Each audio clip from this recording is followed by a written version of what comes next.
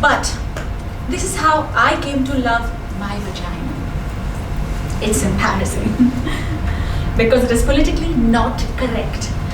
I mean, I know it should have happened in a bathtub filled with salt grains from the Dead Sea, bubbles, Enya playing in the background, me loving my woman self. I know the story. Vaginas are beautiful.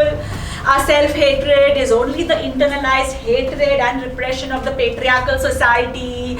Pussies unite. It's not real. I know the story. Like, if we'd grown up in a culture where fat thighs were considered beautiful, then we'd all be pounding down milkshakes and cookie all day long, lying on our backs, thighs expanding. But we didn't grow up in that culture. I hated my thighs, and I hated my vagina even more. It made me sick.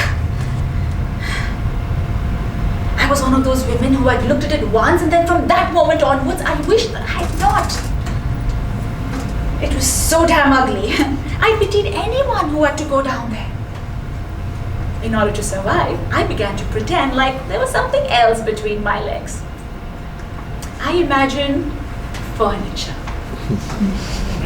Cozy futons with light cotton comforters, little velvet settees, leopard rugs, or pretty things like silk handkerchiefs, or quilted pot holders, or place settings, or miniature landscapes like a clear crystal lake or a moist Irish bog.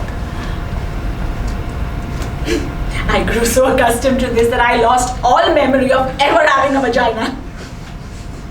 Whenever I was having sex with a man, I would imagine him inside a mink-lined muffler, or a red rose, or a Chinese bowl.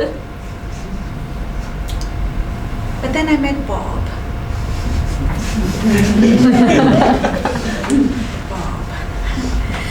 Bob was the most ordinary man I ever met. He was thin and tall and nondescript, and he wore khaki clothes. Bob did not eat spicy food or listen to Pink Floyd. Bob did not like sexy lingerie, and in the summer he spent his time in the shade. Bob did not like to share his inner feelings, and there was nothing wrong with him. He had no problems, and he wasn't even an alcoholic. Bob was not funny, he wasn't articulate, he wasn't mysterious, he wasn't mean or unapproachable. But he wasn't even charismatic or self-absorbed. He didn't even drive fast. I didn't particularly like Bob. And I would have completely missed him if he hadn't picked up the change that I dropped at the grocer's. When he handed me back my money, our hands touched. And something happened. I went to bed with Bob. And that's when the miracle occurred. Turned out that Bob loved vaginas. He loved everything about them. He was a connoisseur. He loved the way they smelled, the way they tasted, the way they felt. But most importantly, he loved the way they looked. He had to look at them. The first time we had sex, he said, "I need to see you." I said, "I'm right here." He said, No, you. I need to see you." Well, turn on the light. I was freaking out in the dark. I thought he was a weirdo or something. So he turned on the light and he said, "Okay, I'm ready. I am ready to see you." "I'm right here," I waved. "Right here." And then he started to take off my clothes. "Bob, what are you doing?"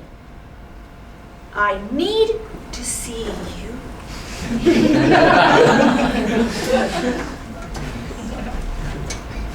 No need, just dive in. He said, no, I need to see what you look like. I'm like, "Yes, Bob, but you have seen a leather couch before, right?" But he wouldn't stop, he kept on going. And I was like, Bob, this is extremely intimate. Like, can't you just dive in? And he said, "No, this is who you are. This is you. I need to look at you. I have to look at you." So I held my breath and I waited. And he looked. And he looked. And he groaned And he smiled, and he stared, and he gasped. And he got breathy, and his face changed, and Bob didn't look ordinary anymore. He looked like a beautiful, hungry beast. "You're so beautiful," he said. "So elegant, and deep, and wild, and innocent." "You saw that there?" I asked. "I did, and more, much, much more." He just sat there for an hour looking at me, as if he was reading a map or observing the moon or staring into my eyes, but it was my vagina.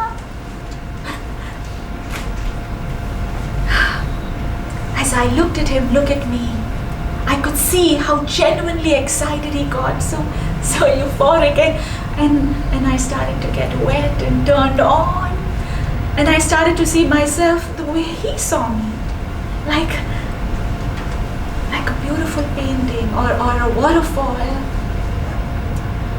Bob wasn't afraid. Bob wasn't grossed out, and I began to swell. I began to feel proud. I began to love my vagina. And Bob was right there, and I was right there in my vagina, and we were gone.